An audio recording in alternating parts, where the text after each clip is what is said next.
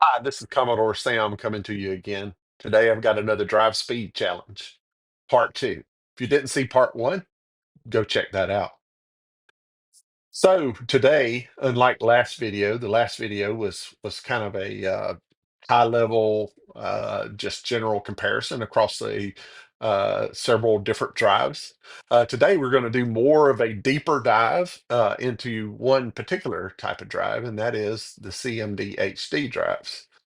Last time, if you remember, we had this drive here, and we were using a RAM link, and we accessed this drive via the parallel cable via RAM link, and that's really the only way that we demonstrated it. And that was the optimal performance, and that's kind of what we were doing in that video, is just kind of taking an optimal look at all of these drives, or at least as optimal as or a normal use, at least as optimal as we wanted to do. But what we're going to do today is a little bit different. First of all, we've got two CMD HD drives here. One is an original with a Zulu SCSI. One is a reproduction from Core i64 that has a blue SCSI. So we're going to compare also the two mechanisms, the replacement mechanisms in here, which I call it a mechanism, but it's not mechanical. But they're SD card based emulators, SCSI emulators, two different brands, two different groups of people that have developed them. Also, you'll notice that the two drives look a little different. This is an original CMD HD20. When I got it a few years ago, it had a 2.5-inch SCSI drive, which wouldn't have been the original SCSI drive that was in it. Somebody had replaced it at some point, but it was a 90s era SCSI drive. I replaced that with the Zulu SCSI. And then this CMD HD4000 from Core i64, I just got recently, and again it has the blue SCSI. So we're gonna contrast that. We're gonna contrast what this looks like, if these look like if you run them serial instead of parallel. And do I want a CMD HD hard drive if all I have is my Commodore 64 and a regular disk drive? So let's explore that, and I'll be right back with you. Okay, in our CMD HD journey, what we're starting out with is the configuration that I had pretty much the last video. I've got a 60 clone 64 with RAM link, parallel cable going from RAM link to the CMD HD 4000 from Core i64. With that, I'm going to load up the HD tools here, and which I have on drive 11 currently. And you notice when I hit the, when I view the directory here, we've got this drive info up here, and I'm going to run that. And my HD 4000 is currently sitting on drive 12, and it reads that it has a blue SCSI Pico in it. And so that's the as installed by Core i64. And we're going to go from there and switch over to our benchmark program. Let me get that dialed up here, and I'm going to go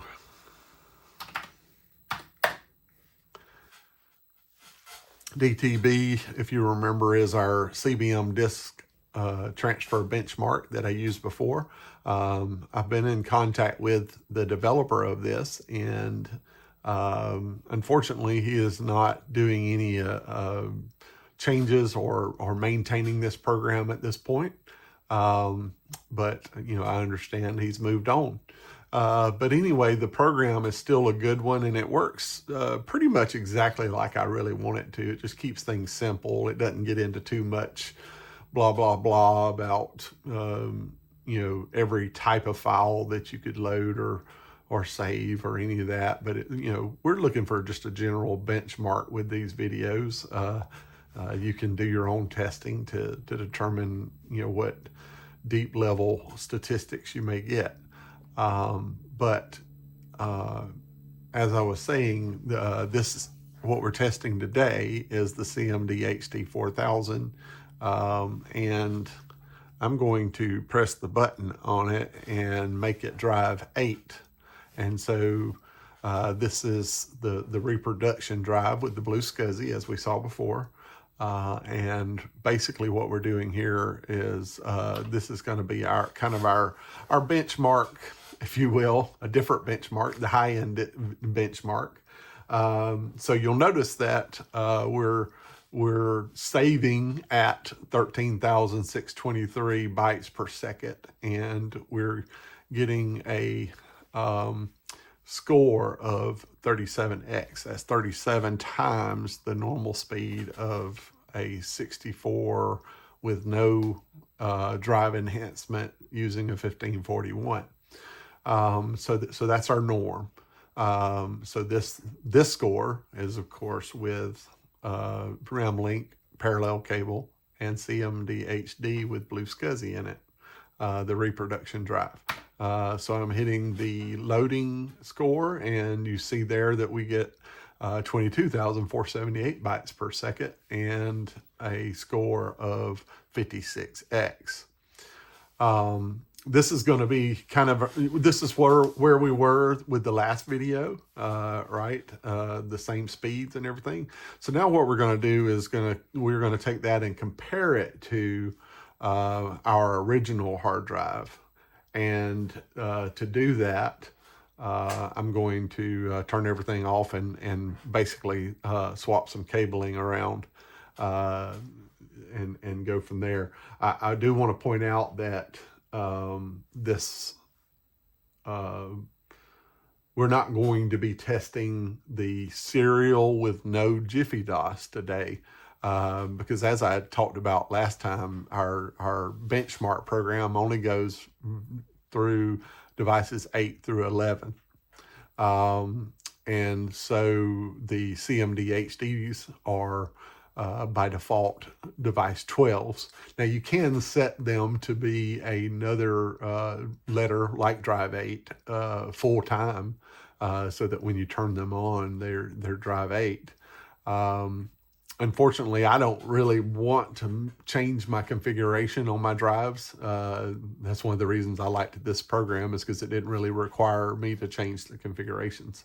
However, for the swap buttons to work on a CMD HD, it seems that Jiffy DOS has to be loaded and working for that swap to take place.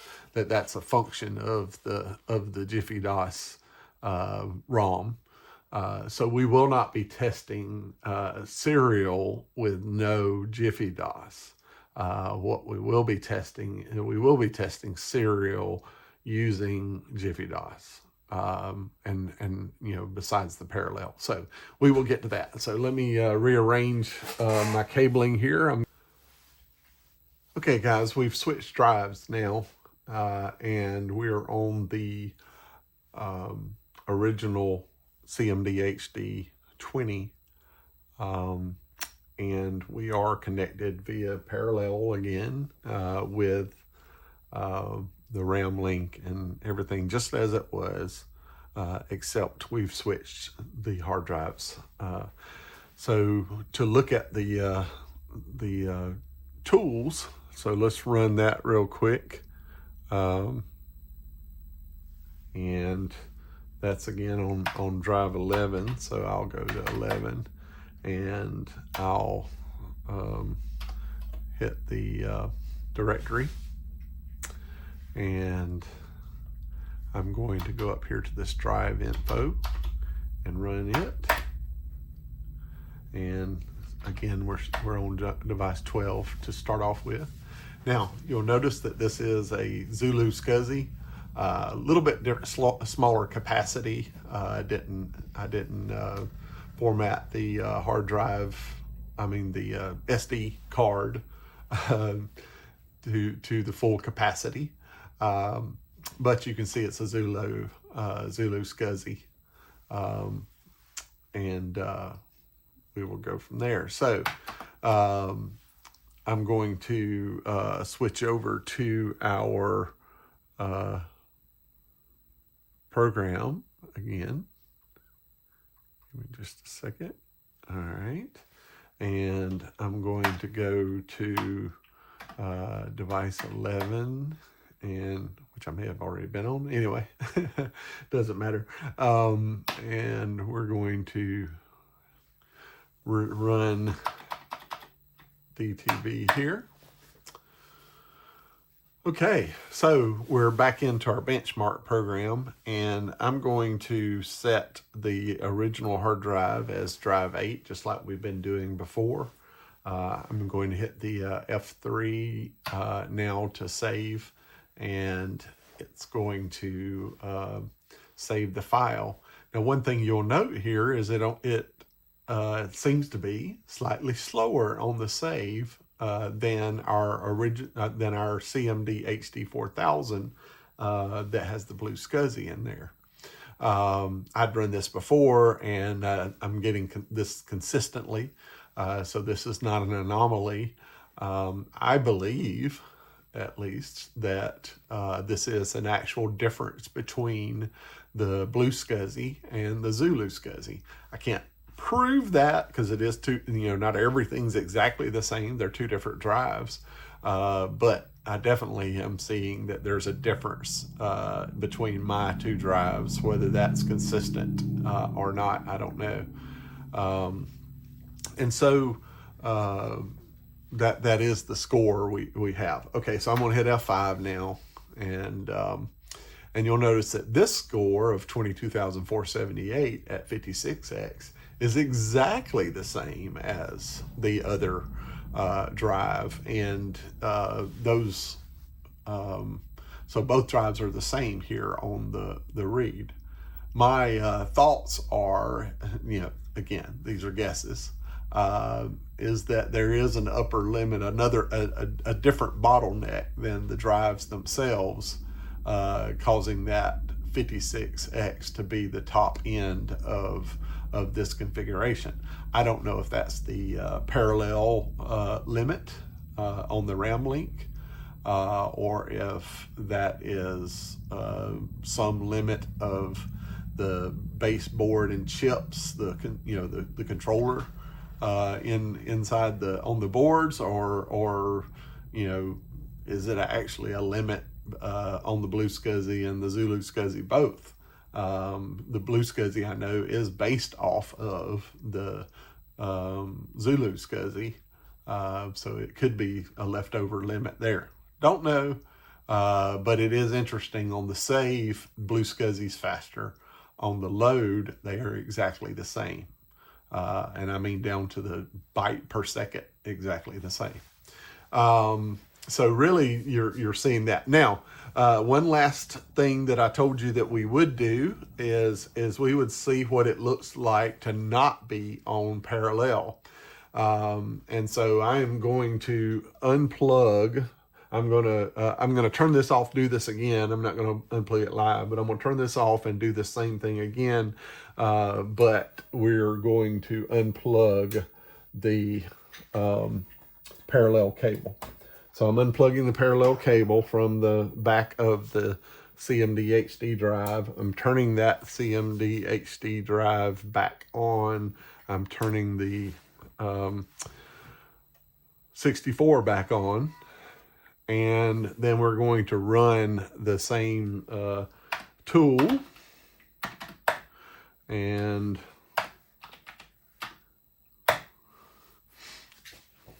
all right, and so we're back at device 8. I've got to press, since I rebooted the hard drive, I've got to press the swap 8 button again on the HD drive, and I'm going to hit the F3. Now, the first thing it does, you notice in all these cases, the scratching comes up first, and that's removing the file that was previously there from previous runs, and then the save happens. It does not, that count the scratching inside of the speed of the test, only the saving.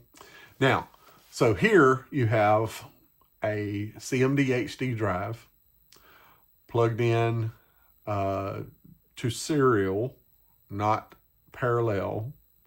We're still getting Jiffy DOS from our RAM link, which should be the same Jiffy DOS that we would see from any machine. I'm not going to rip my configuration completely apart to prove that, but you can certainly do that. But this is a normal save score, I would say, and I've seen this across more than one drive. Normal save score for a Jiffy DOS enabled machine that's running on serial. Now, if I hit F5 to do the load, you'll see it should come up with 21. Yep. So 21 is the score that we get there. And that 21, again, is also consistent. And that's Jiffy DOS serial with CMD HD. So it certainly makes a huge difference. If you just look at the reads themselves, and let's go with the smallest amount of difference on the CMD HD 4000, that parallel cable makes a difference of on the load from 37 to 56. Or excuse me, not 37 to 56, but from 21 to 56 on the load. So almost, not quite 3 times faster, when you're running off the parallel. So quite a bit faster. If you think about that being 56 times the 1541 stock, that's pretty significant.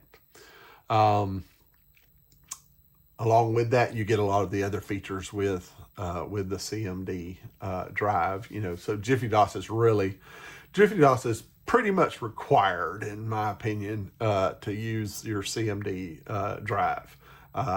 You can run it without Jiffy DOS to use your CMD drives, but it takes away the swap features and a lot of other features that you really want.